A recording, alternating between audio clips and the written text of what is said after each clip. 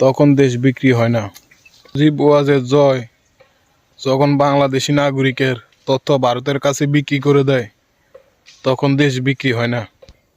ভারতীয় মওদুদে যখন পিলখানায় সেনা হত্যা চালায়, তখন বাংলাদেশের সার্বভৌমত্ব নষ্ট হয় না।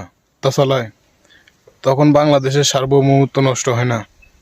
ভারতের প্রেসক্রিপশনে যখন বাংলাদেশ চলে, তখন দেশ বিক্রি হয় না, দেশের সার্বভৌমত্ব নষ্ট হয় না।